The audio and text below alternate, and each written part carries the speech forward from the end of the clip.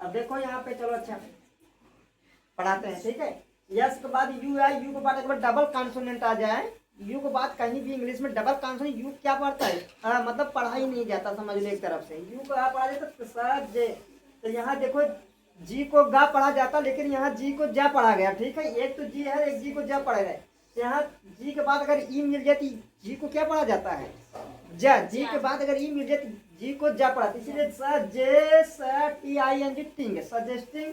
अब देखो ये क्या लिखा है, ये क्या लिखा है, रीजन। तो देखो रीजन यस के आगे पीछे अगर वावल मिल जाए तो यस को जा पढ़ा जाएगा, ठीक है। तो इसलिए री यस को जा पढ़ा, तो रीजन, और ये कल पढ़ा जाएगा काज। यहाँ यू को भूल जाओ, अगर यू के बाद कोई वावल आगे हो या बाद में हो, यू के पहले चाहे यू मतलब किसी, अगर दो वावल एक साथ आ जाए, दो वावल एक साथ आ जाए, उसमें से अगर उन दो वावल में एक यू हो तो यू को पढ़ा ही नहीं जाता है, ठीक है।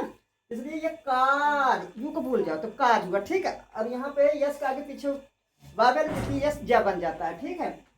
तो यहाँ पे इसलिए सजेस्टिंग, रीजन और काज, कारण या प्रभाव दर्शाने में हम ऑफ का यूज करते थे। ही डाइड ऑफ कैंसर, ठीक है, वह कैंसर से मर गया, ठीक है। निम्नलिखित शब्दों के साथ भी ऑफ का यूज किया जाता है, जैसे के रूप में proud of, proud of word जब लगे तो उसमें हमेशा ऑफ का यूज किया जाता है। अफ्रेड ऑफ, भयभीत के लिए, ठीक है, भय है तो मतलब अफ्रेड के साथ ऑफ का। फॉन्ड ऑफ, शौकीन, शौकीन के लिए। टायर्ड ऑफ, थके हुए, मतलब टायर्ड के साथ ऑफ का यूज किया जाता है। असेम्ड ऑफ, शर्मिंदा महसूस हो रहा है, ठीक है, इसके साथ असेम्ड ऑफ के साथ ऑफ का यूज किया जाता है। Zealous of, zealous, jealous of, और डिजायर ऑफ, ठीक है। ये क्या लिखा है, डिजायरस, डिजायरस, ठीक है, डिजायरस, ठीक है, डिजायरस ऑफ, डिजायरस, ठीक है।